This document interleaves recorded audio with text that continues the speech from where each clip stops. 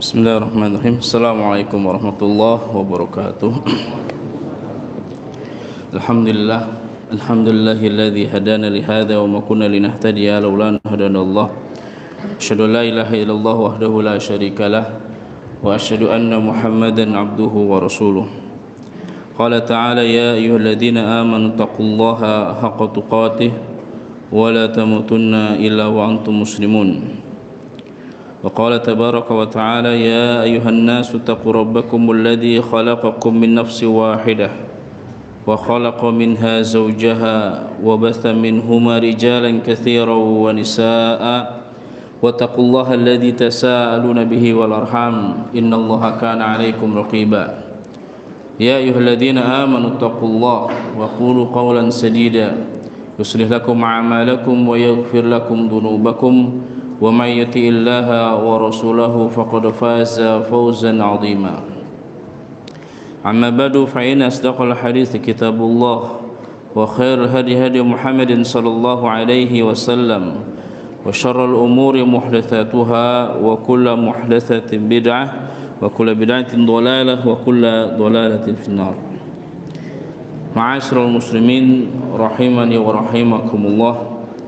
Alhamdulillah, puji syukur kehadirat Allah Subhanahu wa taala yang telah memberikan limpahan karunia nikmat kepada kita semua, sehingga di hari ini dan malam ini Allah Subhanahu wa taala masih memberikan kesempatan kepada kita semua untuk merasakan manisnya menuntut ilmu, untuk merasakan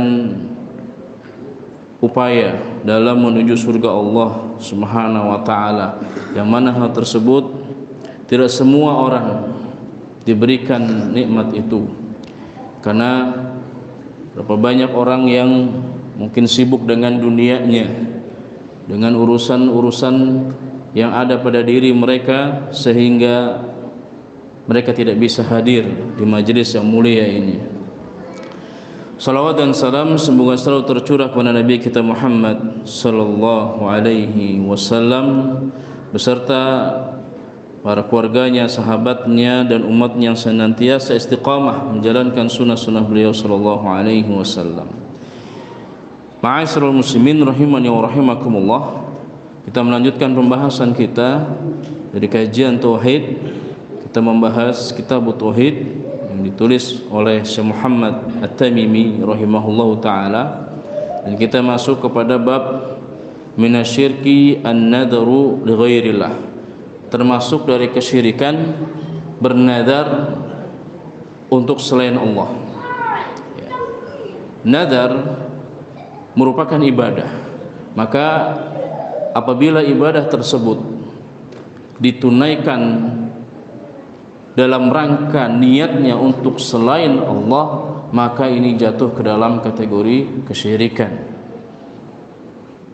Oleh karena itu, segala ibadah apapun yang kita lakukan, baik bentuknya nadar atau penyembelihan yang sebelumnya kita telah membahasnya, atau nanti kita akan membahas isti'adzah atau istighosah, itu semua harus kita niatkan hanya untuk Allah saja, tidak boleh untuk selain Allah, karena hak ibadah hanya Allah saja yang memiliki, hanya Allah saja yang berhak untuk diibadahi. Maka hendaknya kita sebagai orang-orang yang mengaku beriman kepada Allah Subhanahu wa taala, kita mengikhlaskan diri di dalam beribadah kepada Allah apapun bentuknya. Dalam hal ini adalah nadar. Kita telah membahas kemarin ayat dari surat Al-Insan, ayat 7 di matan yang pertama di bab ini, dan insyaallah kita akan bahas matan yang kedua, surat Al-Baqarah ayat 270. Allah berfirman di dalam surat Al-Baqarah ayat 270, "Wa ma anfaqtum min nafaqatin aw nadartum min nadrin fa innallaha ya'lamu wa ma lidh-dhalimin min ansar." Allah berfirman, dan sesuatu yang kalian nafkahkan dari sebuah nafkah atau sesuatu yang kalian nadarkan dari sebuah nazar, fa innallaha ya'lamu, sungguhnya Allah itu mengetahui, la yakhfa alaih, tidak tersembunyi ya bagi Allah. Maka ini adalah menjadi dasar ya, ketika seseorang berinfak atau menafkahkan ya orang lain, maka Allah mengetahui apa yang ada di dalam hati orang yang berinfak tersebut. Dan ketika seseorang menunaikan nazar, Allah pun mengetahui apa yang ada di dalam hati orang yang menunaikan nazar tersebut. Fa innallaha ya'lamu, sangat jelas sekali, sungguhnya Allah itu mengetahui. Wa ma lidh-dhalimina min ansar, dan tidaklah bagi orang-orang yang berbuat zalim itu adalah penolong. Dalam hal ini yang dimaksud zalim di sini adalah zalim bermakna syirik ya. Kezaliman yang maknanya adalah kesyirikan, sebagaimana dalam ayat inna syirka la zulmun azim, sungguhnya kesyirikan itu adalah kezaliman yang paling besar ya. Maka terkadang istilah kezaliman itu maknanya adalah kesyirikan. Dan ayat ini menjelaskan dari awalnya Allah menyebutkan ibadah-ibadah. Di antara di sini adalah dua ibadah, yaitu infak dan nazar. Yang mana hal ini, ya kedua hal ini adalah termasuk ibadah. Allah memperingatkan, Allah mengetahui apa yang ada di dalam hati orang-orang yang berinfak dan yang menunaikan nazar. Maka barang siapa yang memalingkan niatnya ketika menunaikan nazar ataupun berinfak, maka dia termasuk orang yang zalim. Dia termasuk orang yang berbuat kesyirikan. Sebagaimana disebutkan di dalam kitab tafsir Taysir Rahman fi Kalamil Mannan, karya siapa? Syekh Abdurrahman bin Nasir As-Sa'di. Beliau menjelaskan, ini saya akan bacakan tafsirnya. Wa hadza fihi al-mujazatu 'ala an-nafaqat. Di dalam ayat ini adalah balasan orang-orang yang berinfak. Wajibuha wa mustahabbuha, baik itu infaknya yang wajib maupun yang sunnah. Ya, jadi infak itu ada berapa? Dua. Ada yang wajib, ada yang sunnah. Kalau yang wajib apa? Zakat. Ya, yang sunnah itu apa? Sedekah. Ya. Kemudian qaliluha wa katsiruha. Ya. Baik itu yang sedikit maupun yang banyak, Allah akan balas itu semua. Sebagaimana di dalam ayat faman ya'mal misqala dzarratin khairan yarah wa man ya'mal misqala dzarratin syarran yarah. Allah akan balas. Kemudian allati amara Allah biha, yang mana Allah perintahkan dengannya, yaitu infak dan nadar. Wan nudur allati an alzamuha al-mukallaf nafsahu.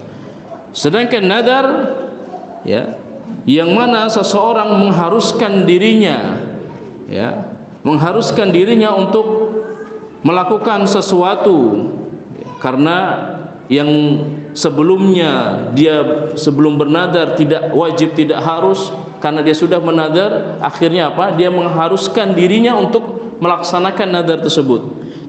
wa innallaha ta'ala ya'lamuha, sungguhnya Allah Subhanahu wa ta'ala mengetahuinya. Fala yakhfa 'alaihi minha syai'un, dan tidak tersembunyi bagi Allah sedikit pun. Ya. Jadi ketika orang berinfak ataupun menaikkan nadar, walaupun sedikit, walaupun secuil di dalam hati ada niat, Allah tahu. Baik itu niatnya yang menyimpang atau niatnya yang lurus.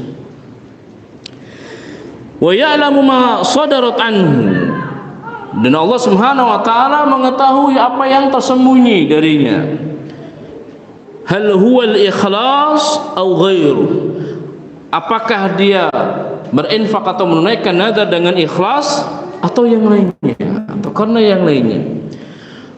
Fa in sadarat an ikhlasin wa talabi limardatillah jaza 'alaiha bil fadlil 'azim. Kalau ya, seorang hamba tersebut menyembunyikan niatnya, ya, yaitu dengan keikhlasan dan untuk memohon keridhaan Allah Subhanahu wa ta'ala, Allah Subhanahu wa ta'ala akan memberikan balasan kepadanya dengan keutamaan yang besar. Wathawabul jasim, kemudian Allah akan memberikan pahala yang sangat mulia. Wa illam yunfiq al-'abdu ma wajaba 'alaihi minan nafaqat wa lam yufi ma aujabahu 'ala nafsihi minal mandurat aw qasada bidzalik ridal makhluqat fa innahu zalimun qad wada'a syai' fi ghairi mawdihi. Dan sebaliknya, ketika ada orang yang berinfak, ya, tapi infaknya dia bukan karena Allah, ya, dia tidak berinfak, ya, kecuali karena ingin dilihat manusia. Dia tidak menunaikan nadar kecuali ingin mencari keridhaan makhluk, yaitu keridhaan manusia. Kata Syekh Abdurrahman bin Nasir Sa'di di sini, fa innahu zalimun, sungguhnya dia adalah orang yang berbuat zalim. Qad wada'a syai' fi ghairi mawdihi. Kenapa? Karena dia telah meletakkan sesuatu bukan pada tempatnya. Nah, ini makna zalim, makna zulm. Kezaliman maknanya adalah menempatkan sesuatu bukan pada tempatnya. Ya. Ini ya, jadi ketika seseorang berinfak dan menunaikan nazar, kemudian dia niatkan untuk siapa? Untuk selain Allah, maka dia salah meniatkan. Maka dari itu dia termasuk orang yang berbuat zalim, karena menempatkan sesuatu bukan pada tempatnya. Wastahaqqal 'uqubat al-balighah, dan dia berhak mendapatkan hukuman, ya, siksa, ya. Walam yanfa'hu ahadun minal khalqi walam yansurhu, dan dia tidak akan bermanfaat, ya, dari apa yang dia lakukan, ya, untuk manusia, ya, walaupun banyak infaknya, ya, tidak akan bermanfaat, ya, untuk manusia, dan tidak akan ada yang mau menolong dirinya.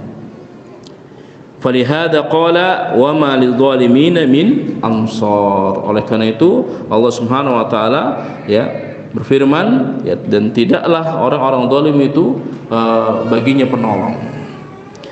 Ikhwani fillah rahimani wa rahimakumullah. Kita sebutkan, ya, tadi makna zulmu yaitu apa? Wad'u syai' fi ghairi mawdi'ihi, menempatkan sesuatu bukan pada tempatnya. Dan para ulama membagi kezaliman itu terbagi menjadi 3.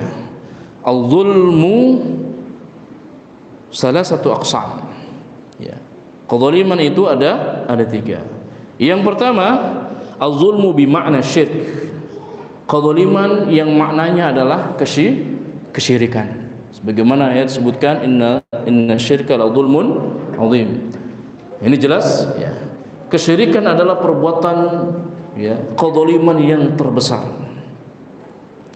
Oleh karena itu, ikhwani fillah rahimani wa rahimakumullah, mari kita menjaga diri kita dan keluarga kita dan lingkungan sekitar kita agar tidak ada yang berbuat kesyirikan. Kalau seandainya ada di antara manusia yang berbuat kesyirikan, tentu Allah tidak akan ridho sama sekali.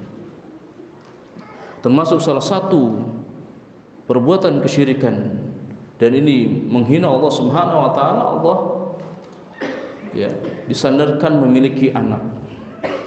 Ini tidak boleh. Ya. Maka ikhwan fillah rahimani wa rahimakumullah, jangan sampai ya, kita ikut bersenang-senang dengan hari raya mereka. Jangan sampai kita ikut bergembira, bahkan mendukung hari raya mereka. Karena apa? Apa yang mereka yakini itu bukan Allah ridhoi. Allah tidak meridhoi apa yang mereka yakini. Bagaimana mungkin Allah punya anak? Bahkan di antara mereka ada yang mengatakan Allah memiliki anak perempuan. Yang mana anak perempuan ya, sebagaimana di kalangan kaum musyrikin ketika dulu zaman Nabi SAW, identik dengan kelemahan, identik dengan banyak kekurangan.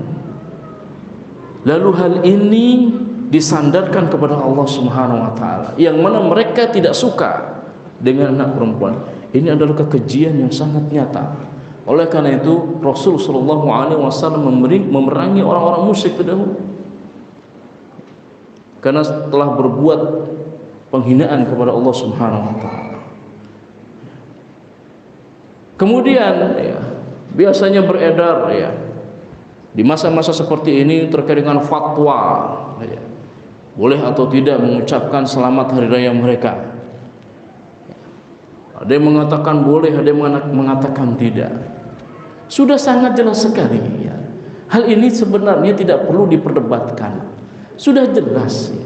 Ketika kita mengatakan selamat hari raya kepada mereka,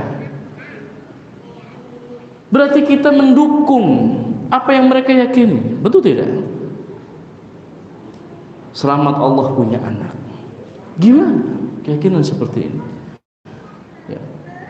Tapi kalau kita katakan berarti Anda tidak toleransi.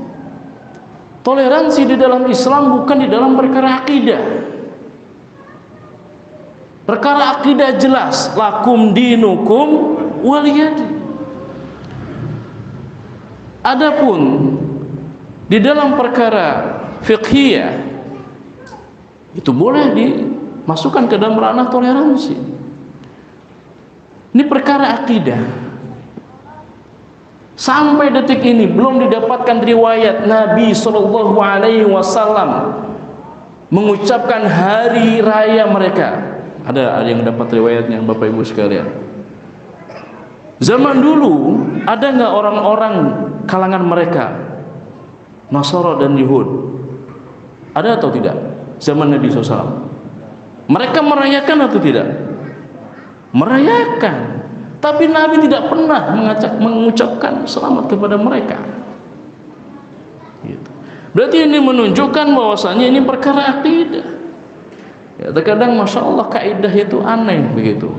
Ya, di giliran permasalahan seperti ini toleransi. Ya, ayat lakum dinukum waliyadin tidak dipakai.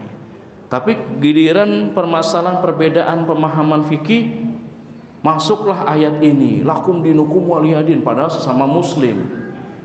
Betul tidak? Ya. Pak, ini hadisnya jelas Pak, ibadahnya seperti di Rasulullah. Ya sudah kalau begitu lakum dinukum waliyadin lah. Gimana? Ya. Ini kadang aneh yang seperti ini. Jadi kaidahnya terbulak-bulak ya, kata orang ya, orang Bekasi bilang gitu ya. Perkara akidah itu kita gunakan ya lakum dinukum waliyadin. Ini jelas ya. Jadi jangan kita mengatakan oh saya tidak toleransi. Tidak, silakan mereka merayakan hari raya mereka dan kita tidak boleh mengganggu ya. Tetapi tetapi kita tidak perlu ikut terjun ke dalam ibadah mereka. Sudah bentuk toleransi, masya Allah. Ya. Dan kita tidak mengatakan orang yang sedang beribadah itu boleh diganggu dan sebagainya, tidak. Ya. Jadi inilah Islam. Kalau kita memahami Islam dengan mendalam, insya Allah kita paham mana yang masuk di dalam ranah toleransi dan bagaimana muamalah dengan orang sesama kaum muslimin dan muamalah dengan orang-orang di luar kaum muslimin, insya Allah paham. Yang jadi masalah kan ada yang paham cuma setengah-setengah, akhirnya ada dalam kebingungan. Kemudian pun kalau ada yang paham, ada misi yang lain, entah misinya untuk dunia, Allah alam, karena fulus dan sebagainya. Naudzubillahi min dzalik. Nah, ini terkait dengan kedzaliman bermakna syirik. Kemudian yang kedua, dzulmu syakhsi lil ghair. Kedzaliman seseorang kepada orang lain. Ini yang banyak kadang kita luput dari perbuatan ini. Tidak terasa kita mendolimi orang, dan semua anggota tubuh kita berpeluang untuk bisa mendolimi orang lain. Lisan kita, tangan kita, hati kita bisa. Maka ikhwan fillah rahimani wa rahimakumullah, hati-hati dalam perangkap ini. Contoh kezaliman seseorang kepada orang lain, misalnya dia mencela, menggunjing, menggibahi, dan masya Allah terkadang masya Allah yang digibahi itu ustadznya. Wah, ini penuntut ilmu ini masya Allah, tahu nggak ustadz itu? Kadang kalau begini nggak kenal sekarang sekarang alhamdulillah, mungkin bukan alhamdulillah jadi ibu-ibu tidak tertuduh secara total. Kadang bapak-bapak juga ada yang kayak begini, sehingga melis daftar ustadz-ustadz yang tidak boleh diambil ilmunya. Siapa rekomendasinya begini? Terus terang anak pribadi tidak setuju dengan daftar ustadz-ustadz yang tidak direkomendasikan diambil ilmunya, dan daftar ustadz yang direkomendasikan diambil ilmunya. Jadi seakan-akan Islam ini sesuatu yang terkotak-kotak, di data semuanya. Bagaimana dengan dai-dai yang di pelosok, yang betul-betul berdakwah sesuai dengan pemahaman Ahlus Sunnah wal Jamaah ala manhaji salafil ummah? Mereka tidak dikenal, tapi peran mereka di pelosok, masya Allah. Apakah mereka tidak termasuk orang yang nggak bisa diambil ilmunya? Ikhwan fillah rahimani wa rahimakumullah. Kadang yang kayak begini nih sebenarnya memang dari ustadznya nggak masalah begitu, tapi murid-muridnya kadang seperti itu. Coba kita lihat, ada dai-dai yang ada misalnya ada di Poso, di Palu, di Papua. Mereka banyak dai-dai Sunnah. Kemudian di daftar seperti itu mereka tidak ada daftarnya. Jadi ini sesuatu yang perlu diluruskan yang seperti ini. Tazkiyah. Ini tazkiyah ini perlu diluruskan. Siapa yang merekomendasikan seperti itu? Kadang masya Allah akhirnya kan jadi perang begitu. Yang harus kita perhatikan adalah apa yang disampaikan ustadz tersebut. Apa yang disampaikan kita dengar, kita pahami sesuai dengan pemahaman Ahlussunnah wal Jamaah atau tidak, itu kita ambil. Kalau tidak sesuai sudah, jangan kita ambil ilmunya. Terkait dengan kedzaliman seseorang kepada orang lain, bisa dengan tangan kita, memukul dengan bentuk memukul, dan seterusnya. Dan di dalam hadis Nabi SAW, ini termasuk orang-orang yang bangkrut sudah sering disampaikan hadis ini kan, hadis terkait tentang al-muflis. Ketika itu Rasulullah sallallahu alaihi wasallam bertanya kepada siapa? Para sahabat, atadruna manil muflis? Ya, apakah engkau tahu, kalian tahu terkait dengan apa? Orang yang bangkrut. Para sahabat menjawab, al-muflisu fina man la dirhama wala dinara wala mata'. Ya. Al-muflis, orang bangkrut di kalangan kami, orang yang tidak punya apa? Dinar, dirham, dan kenikmatan-kenikmatan dunia. Tapi apa? Kata Rasulullah SAW, ya, maksudnya bukan itu. Al-muflisu min ummati. Lihat, orang yang bangkrut itu adalah orang yang di kalangan umatku. Jadi umat Islam atau bukan? Umat Islam. Al-muflisu min ummati. Orang yang bangkrut itu di kalangan umatku. Ya'ti yaumal qiyamah. Mereka datang pada hari kiamat bi sholatin wa zakatin wa siyamin. Datang pada hari kiamat dengan membawa pahala solat, pahala zakat, pahala puasa. Ya. Wa ya'ti, dan bersama dengan itu pula mereka datang dengan apa? Wa ya'ti qad syatama hada wa qadhafa hada wa akala mal hada wa qatala hada. Ya. Dan Nabi sallallahu alaihi wasallam menjelaskan apa? Selain mereka membawa pahala tadi, ya, salat, zakat dan puasa, tapi mereka juga membawa dosa. Dia telah mencela si fulan, menuduh si fulan, memakan harta si fulan, membunuh si fulan. Ingat di sini. Apa yang terjadi ini? Ya. Orang yang berbuat zalim ini apa yang akan terjadi di sini? Ketika orang yang berbuat zalim ini jelas semuanya terlihat, ya. Lalu orang yang dizalimi ini menuntut, ya. Kemudian apa yang terjadi? Orang yang berbuat zalim ini, ya, berurusan dengan orang yang dizalimi. Apa yang terjadi, ya sekalian? Ya. Pahala, ya, orang yang berbuat zalim itu ditarik ke siapa? Oh, ke orang yang dizalimi. Kalau urusannya belum selesai, kezalimannya masih tersisa, apa yang terjadi? Dosa-dosa orang yang dizalimi ini akan dilimpahkan kepada orang yang menzalimi. Lalu dia dilempar ke api neraka, diseret oleh malaikat. Hadis ini sahih diriwayatkan oleh Imam Muslim. Nah, ini beratnya perbuatan zalim. Terkadang nih, sekalian, kadang kita meremehkan permasalahan ini. Contoh satu saja. Ya, bahasa satu bisa dua dan tiga nanti. Menggibah, itu zalim. Ya. Kemudian yang kedua mencela. Ya, memberikan stempel kepada seseorang. Makanya di dalam agama kita tidak mudah memberikan cap kepada seseorang, ente munafik, ente kafir, tidak gampang. Ya. Tidak mudah memvonis. Ya. Kemudian yang ketiga, memakan harta. Nah, ini kadang ikhwas sekalian yang dirahmati oleh Allah Subhanahu wa taala, kadang kita itu dalam urusan muamalah itu menggampangkan. Ya. Contoh dalam permasalahan apa biasanya? Permasalahan hutang piutang.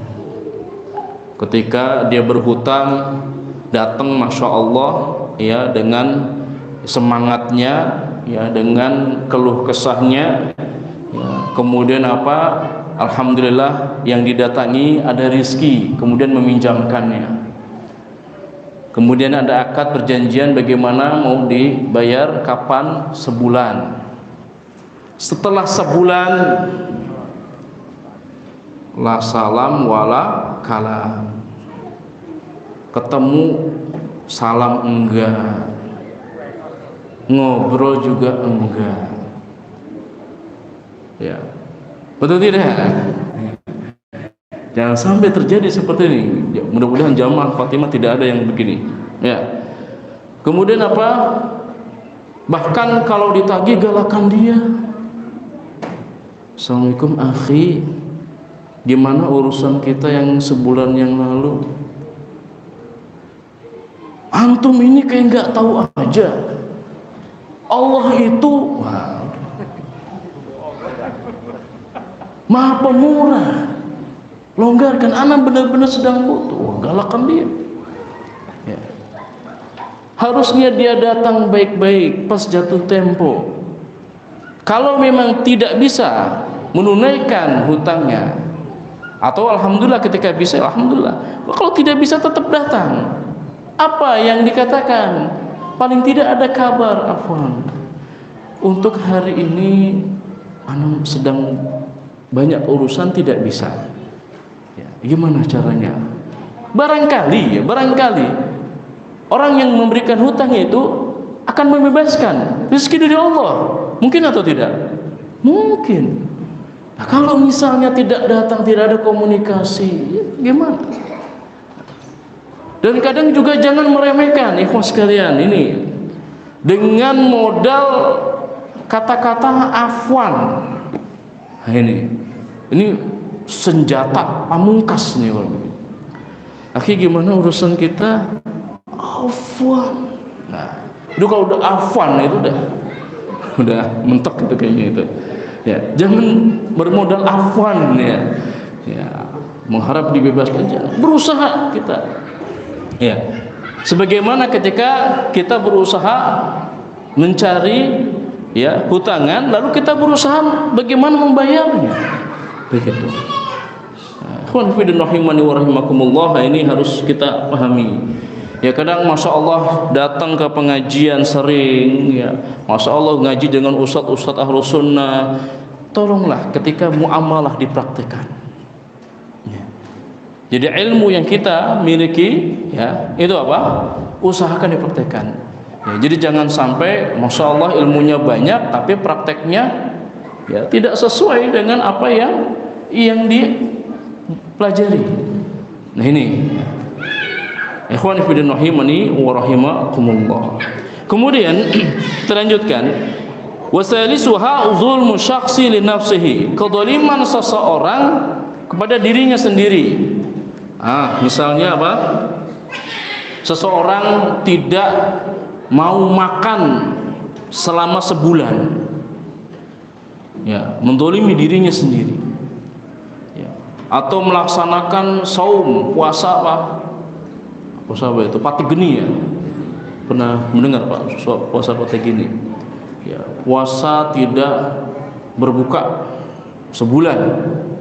Ya, biasanya kalau begini untuk mencari ilmu kanuragan. Ya.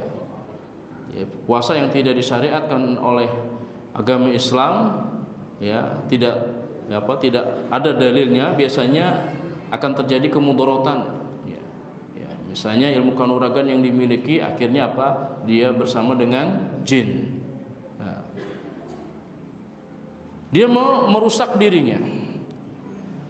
Atau yang lain, ya menzalimi diri sendiri, merubah ciptaan Allah. Ya. Misalnya apa? Yang hidungnya enggak mancung, dimancung-mancungin. Pakai operasi apa? Operasi plastik ya. Atau ya silikon ada lagi ya, suntik itu ya, itu merusak, menzalimi diri sendiri ya, tidak boleh. Itu merubah ciptaan Allah, terkena laknat Allah subhanahu wa ta'ala juga. Kemudian ya, di dalam hadis Rasul sallallahu alaihi wasallam ya telah menjelaskan ya, ketika ada sahabat yang lapor kepada Rasulullah SAW ya, bahwasanya beliau ini dia selalu sholat dan tidak pernah tidur, selalu sholat malam, nggak pernah tidur. Kemudian dia selalu berpuasa, tidak pernah berbuka. Ya. Kemudian dia tidak mau nikah. Ya. Nah ini ternyata ada ya kelompok yang muncul ya sesuai dengan hadis Nabi SAW ini. Ada orang yang berkeyakinan saya tidak mau menikah karena apa? Keyakinannya karena dia tidak mau terganggu dengan kehidupan dunia. Ini tidak dibenarkan. Ya. Berbeda dengan ya imam kita, ya Imam Nawawi dan Syekh Utsaimin bin Taimiyah, mereka tidak menikah bukan karena itu alasannya, karena sibuk berdakwah dan sibuk berperang ketika itu. Seperti Syekh Utsaimin bin Taimiyah, jadi mau mengikuti sunnahnya Syekh Utsaimin bin Taimiyah, begitu. Syekh Utsaimin bin Taimiyah ya menjadi ulama besar, ya karangannya banyak, karya tulisnya banyak, fatwa-fatwanya masya Allah, ilmunya rasikh, kuat. Lah kita Al-Quran saja susah hafalnya, loh kok yang diikuti itunya saja, gitu kan? Bahasa Arab belajar, ketemu i'rab langsung nyerah. Aduh, i'rab Ustaz, udah masuk i'rab, afwan Ustaz, anak izin Ustaz nggak bisa masuk. Bisa begitu ya. Kadang orang belajar bahasa Arab kadang mentok di situ kadang. Ya. Ditanya sama ustadznya, i'rab mubtada khobar apa? Waduh Ustaz, afwan Ustaz. Besoknya udah nggak masuk. Nah, ini ikhwas sekalian ya, terus semangat belajar yang berkaitan dengan syariat Islam ini. Nah ini ya, tiga alasan ini yang menjadikan sahabat itu ya ditegur oleh Rasulullah SAW. Lalu Nabi SAW mengatakan apa? Ana usolli wa ana arqid. Ya, saya sholat, saya pun tidur. Ana asum wa ana uftir. Saya puasa, saya pun berbuka. Wa atazawwajun nisa, dan aku pun menikahi wanita-wanita. Nah ini. Nah ketika seseorang ya tidak mau tidur, kemudian dia tidak mau apa? Tidak mau berbuka, itu jatuh ke dalam kezaliman terhadap diri sendiri. Jadi mempersulit kehidupannya. Ya. Makanya masya Allah, kalau kita mengenal Islam dengan detail, ya, kita jadi paham Islam itu mengajarkan kita itu apa? Wasatiyah. Nah, sekarang kan lagi ramai nih wasatiyah nih. Ya. Wasatiyah itu apa, ikhwas sekalian? Bahasa pemerintahnya itu moderasi. Ya. Pertengahan, bersikap pertengahan. Sebelum ada program pemerintah ini, Islam sudah mengajarkan sejak zaman Rasulullah SAW, sudah jelaskan. Ya, Ahlus Sunnah wal Jamaah adalah Ahlul Wasatiyah, umat yang pertengahan, ya, tidak berlebih-lebihan dan tidak meremehkan. Itulah Ahlul Wasatiyah. Ya. Islam ini sudah wasatiyah, sudah pertengahan. Cuma terkadang orang yang berbicara tentang wasatiyah ini tidak mendalami Islam dengan tepat, sehingga seakan-akan Islam itu radikal, kaku, keras dan sebagainya. Nah, tapi ini terkait tiga kezaliman ya, yang dijelaskan oleh para ulama. Ya, jadi ada berapa tadi? Tiga. Yang pertama apa? Kezaliman bermakna syirik. Kemudian yang kedua, kezaliman seseorang kepada orang lain. Yang ketiga, kezaliman seseorang pada dirinya sendiri. Taib, faidah dari ayat ini menjelaskan bahwasanya bayanu sa'ati ilmillah wa ihatatihi bi kulli syai'in, penjelasan tentang luasnya ilmu Allah. Ya. Ilmu Allah itu mencakup segala sesuatu. Sekalian, Allah itu maha melihat, sekalipun ya daun-daun yang berguguran itu jamnya, detiknya itu Allah maha tahu. Dan manusia yang berlindung ya dengan benteng yang kokoh di tempat yang terpencil, di tempat yang gelap gulita, Allah maha tahu, Allah maha melihat. Dan ketika ada seseorang yang melakukan dosa di tempat yang mungkin tidak dilihat oleh manusia, Allah maha tahu. Makanya kalau Islam ini dijalankan dengan sempurna, itu pendidikan anti korupsi itu sudah nggak ada sebenarnya. Ya, sekarang mata kuliah itu ada itu. Mata kuliah pendidikan anti korupsi itu harus dimasukkan di kampus-kampus. Ya, karena saking parahnya korupsi. Kalau belajar Islam dengan benar, insya Allah korupsi nggak ada. Ya. Ini ikhwas sekalian. Ya, kadang masya Allah. Ya. Ini pentingnya ya orang yang jujur. Orang yang jujur penting. Banyak orang yang pinter tapi tidak jujur, malah minter-minterin orang. Justru orang jujur itu sekarang masya Allah ya berharga sekali. Kemudian yang kedua, anna nadhara ibadat, bahwasanya nazar itu termasuk ibadah. Oleh karena itu tidak boleh dipalingkan untuk selain Allah. Kemudian yang ketiga, tahrimul dzilmi bi anwa'ihi, haramnya perbuatan kezaliman dengan segala bentuk macamnya. Adapun hubungan ayat ini dengan bab yang kita bahas, haitsu dallatil ayatu ala anna Allah subhanahu ya'lamu an-nadhara fayujazi alayhi idza yakunu al-wafa'u bin nadri ibadatan wa sulhul ibadah li ghairi lah syirkun. Ayat ini menjelaskan bahwasanya Allah Subhanahu wa taala mengetahui nazar dan akan membalas orang yang menunaikan nazar dengan pahala sebagaimana di dalam ayat yang sebelumnya kita bahas, yufuna bin nadri wa yakhafuna yawman kana syarruhu mustatira. Oleh karena itu ya, nazar ini termasuk ibadah ya, barang siapa yang memalingkan ibadah ya untuk selain Allah, ini hukumnya apa? Syirik, tidak boleh. Maka ya, Bapak Ibu sekalian, kalau kita terlanjur bernadar ya, jangan sampai niatnya untuk selain Allah. Tapi kita akan habiskan ya. Kemudian matan yang berikutnya, qala mu'allif rahimahullah taala, wa fi sahihi an Aisyah radhiyallahu anha anna Rasulullah sallallahu alaihi wasallam qala man nadhara an yuti Allah falyuti'hu wa man nadhara an ya'si Allah falya'sih. Barang siapa yang bernadar ya dalam rangka mentaati Allah, maka taatilah Allah, artinya tunaikan nadarnya. Dan barang siapa yang bernadar dalam rangka memaksiati Allah, maka jangan memaksiati Allah, arti jangan tunaikan nadarnya. Dan ini menjadi dalil ya bahwasanya menunaikan nadar itu termasuk perbuatan ketaatan, dan haram ya menunaikan nadar dalam rangka bermaksiat kepada Allah. Baik, kita lanjutkan bab berikutnya. Qala mu'allif rahimahullah taala, babu minasyirki al-isti'adatu bi ghairillah.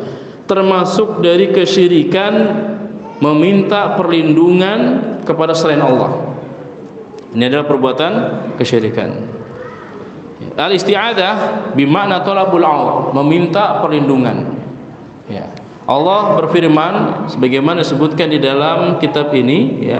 Mu'allif menyebutkan firman Allah dalam surat Al-Jin ayat 6. Wa qaulullah ta'ala wa annahu kana rijalun minal insi ya'uduna bi rijalin minal jinni fazaduhum rahaqa. Bahwasanya ada di antara kalangan laki-laki ya dari golongan manusia meminta perlindungan kepada laki-laki dari golongan jin, fazaduhum rahaqa, dan mereka semakin sombong. Jin semakin sombong. Ini ayatnya jelas ya. Artinya apa? Kita tidak boleh meminta perlindungan kepada selain Allah. Dan yang sering terjadi di masyarakat atau di kalangan manusia, mereka meminta perlindungan kepada siapa? Kepada jin. Makanya mu'allif masya Allah sangat cerdas sekali ya menyebutkan ayat ini di dalam babnya. Yukhbiruna Allah subhanahu wa ta'ala fi hadhihi al-ayati karimah annahu kana rijalun minal insi yaltaji'una idza khafu ila rijalin minal jin. Nah, dijelaskan oleh Allah Subhanahu wa taala di dalam ayat ini, ayat yang mulia ini, ada di kalangan laki-laki dari golongan manusia, mereka bersandar atau ya menyandarkan diri mereka, mereka meminta perlindungan kepada laki-laki pada golongan jin, ya. Dan mereka takut kepada jin, ya. Talaban lihimayatihim min atba'ihim, sebagai bentuk apa? Ya, permohonan agar mereka apa? Terjaga. Nah, ini dari dalil ini kita tidak boleh meminta perlindungan kepada jin. Bentuk realnya, bentuk nyatanya apa? Agar kita dilindungi, kita bermuamalah dengan jin, misalnya kita memiliki ilmu kebal. Nah, ini contoh detailnya. Orang-orang yang punya ilmu kebal, ya, biar tidak tersayat pisau dan sebagainya, itu mereka bermuamalah dengan jin. Buktinya apa? Buktinya bisa disengaja, ya, bisa diatur waktunya. Kalau dia katakan karomah itu tidak bisa diatur, bos sekalian. Itu datang dari Allah. Tapi tidak bisa diatur. Ini nanti jam segini nih, nanti saya ada pentas nih. Ya, saya mau pentas, mau menampakkan kepada masyarakat saya anti bacok. Ya. Ini bermuamalah dengan jin. Ya, ini perbuatan kesyirikan, enggak boleh. Ya, ini tidak boleh. Fazadal insul jinna bi isti'adatihim, ya, bihim tughyan wa takabburan. Kalau ada manusia yang meminta perlindungan kepada jin, jin itu semakin besar kepalanya, semakin sombong dia. Apalagi dia mengatakan syaratkan, sembelihkan untuk saya. Ah, udah. Maka ikhwas sekalian, kalau ada yang bermuamalah dengan jin, biasanya para dukun-dukun ini, mereka itu mensyaratkan perbuatan kufur. Contoh realnya menyembelih sesembelihan diniatkan untuk selain Allah, dan mereka menulis ayat Quran dengan hal-hal yang haram, misalnya dengan darah haid dan sebagainya, untuk melecehkan syariat Islam. Taib, sudah masuk ya. Taib, mungkin nanti kita lanjutkan pembahasannya. Atau kalau ada pertanyaan silahkan ya. Kita cukupkan dulu, kita salat Isya. Wassalamualaikum Muhammadin wa ala alihi wasallam. Assalamualaikum warahmatullahi wabarakatuh. Salam kita lanjutkan setelah salat Isya. Silakan yang mau bertanya ditulis di kertas biar tertib, terus dibawa ke depan.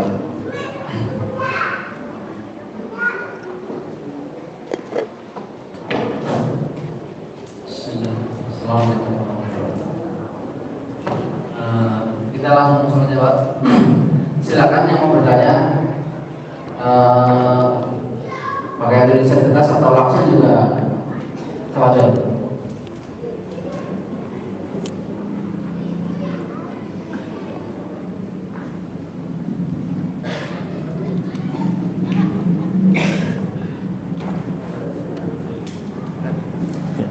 Ya, fadhil. Tentang Nazar, Ustaz. Ada seorang ikhwan. Ya. Itu dia rencana mau resign dari pekerjaan. Dan dia bernazar kalau uang resign katanya mau umroh sama keluarga. Iya. Tapi qadarullah, saya tanya pas ketemu, "Mana antum udah terumroh belum?" "Oh, uangnya saya pakai buat renov." Seperti itu, Ustaz. Tapi saya belum ketemu lagi sampai sekarang. Nanya ketika ini, itu gimana, Ustaz? Ya. Baik, bismillah, alhamdulillah, wassalatu wassalamu ala rasulillah. Ada pertanyaan. Ada seorang yang bernadar kalau dia keluar dari tempat kerja kemudian dapat uangnya, ya, uang resign, ya, istilahnya uang pesangon lah istilahnya, ya. Uang pesangon, dia akan umroh. Ya, dia akan umroh. Kemudian ternyata uangnya untuk bangun renov rumah, untuk renovasi rumahnya, dan jumlahnya itu kalau ini bisa untuk umroh, nah, bisa untuk umroh. Tapi Kalau kondisinya seperti itu, maka nazar dia masih tetap berlaku. Iya. Jadi harus ditunaikan. Ya. Kenapa? Karena pertama dia mampu, kemudian yang kedua bukan dalam rangka bermaksiat kepada Allah, itu termasuk ibadah. Ya. Kemudian ketika itu dia ada, gitu kan. Jadi para ulama seperti Al-Imam Hakim menyebutkan, ya, syarat nazar itu ada beberapa. Yang pertama, bukan dalam rangka maksiat kepada Allah. Kemudian yang kedua, dalam perkara yang mampu dilakukan oleh seorang hamba, ya. Kemudian yang ketiga, ketika dia bernazar ini itu ada, jadi dia mampu, itu intinya mampu. Nah, maka nazar ini tetap berlaku, maka dia harus menunaikan, ya, umroh sesuai dengan nazarnya, ya, sampai dia dapat, ya, rizki, ya, ketika dia bisa melaksanakan umroh tersebut, yaitu jadi tetap berlaku nazarnya. Maka beritahu temannya, ya, diingatkan, ini wajib hukumnya, ini wajib hukumnya untuk ditunaikan karena dia bernazar, ya. Makanya sekalian, kalau bernazar itu, ya, para ulama menjelaskan, kan sempat kita bahas, ya, pertemuan yang lalu, itu makruh, ya. Ya, karena apa? Itu tidak keluar dari orang yang bakhil, yang nazar itu. Jadi ibadahnya orang pelit, ya. Dia mau ibadah kalau dia ditunaikan permohonannya, nah, itu seperti itu.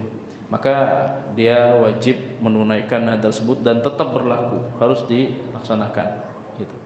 Allahu a'lam bishawab. Kalau di tengah jalan terus modal misalnya dia meninggal, terus ahli waris yang, iya, harus menunaikan, karena nazar itu berlaku sampai meninggal dunia, ya. Orang yang bernazar, ya, orang yang bernazar kemudian nazarnya belum terpenuhi lalu dia meninggal, maka Nabi SAW menyebutkan ahli warisnya yang menunaikan nazar tersebut. Jadi ada ibadah yang berlaku sampai kepada ahli waris, diantaranya nazar, kemudian saum, kemudian haji, ya, ini. Adapun sholat tidak, ya, sholat tidak, walaupun di sana terjadi perbedaan pendapat, ya. Allahu a'lam bishawab, seperti itu. Ya. Silakan, ada yang mau bertanya lagi? Ya.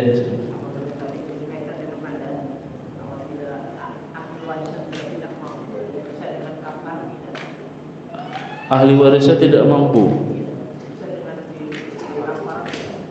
dengan kafarat, maka dia berusaha, ya, tidak ujuk-ujuk langsung kafarat, ya, berusaha dulu, ya, berusaha terus, ya. Maka ini saling mewariskan, ya, saling mewariskan nanti.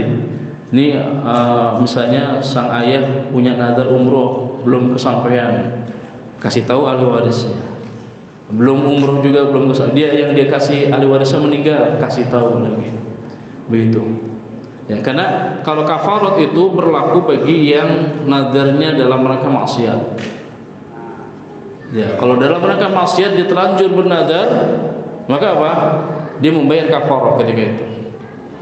Ya, dalam hal ini kan mampu, ya, mampu, begitu. Makanya hati-hati, jangan mudah bernazar. Ya, akhirnya memberatkan sendiri, ya, memberatkan diri sendiri akhirnya. Ya, begitu. Allahu a'lam bishawab. Masih ada sebelum ditutup? Ya, insyaallah. Bagaimana? Pembatal nazar, menggugurkan nazar. Tadi kalau dia dalam rangka maksiat, batal nazarnya, ganti kafarat, begitu. Kemudian dalam rangka dia tidak memiliki ketika itu, ketika dia bernazar ya, dia tidak memiliki ya, memiliki misalnya tadi kan umroh, dia punya uang ketika itu, maka apa? Itu harus. Tapi kalau misalnya ketika umroh kemudian apa? Dia masih bisa terus melakukan dan berusaha mendapatkan apa istilahnya uang untuk pergi umroh, maka tetap berlaku. Ya, dalam perkara ini misalnya dia bernazar untuk yang seperti contohkan dalam kitab ini, kalau dia disembuhkan dari penyakit, dia akan sembelih untanya tetangganya. Nah, ini apa? Ini pembatal nazarnya, dia harus kafarah. Ya, seperti itu. Ya, ini tidak boleh ya dilakukan. Ya, seperti itu. Allah a'lam bishawab. Ya.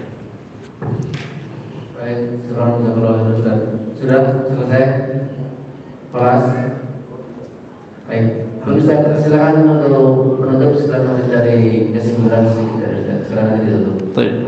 Alhamdulillah, pada malam hari ini kita telah membahas terkait dengan ibadah yang agung, yaitu nazar, yang mana pada intinya ya, pembahasan kita terkait dengan nazar dan infak ya, terlebih lagi ya, fokus kepada nazar itu termasuk ibadah dan tidak boleh ditunaikan untuk selain Allah, karena ya ada terjadi sebagaimana disebutkan di dalam kitab Mughnil Murid di Jami' Syarah Kitab Tauhid, di Jami' Syuruh Kitab Tauhid, disebutkan di sana, dicontohkan ada orang yang bernazar untuk manusia.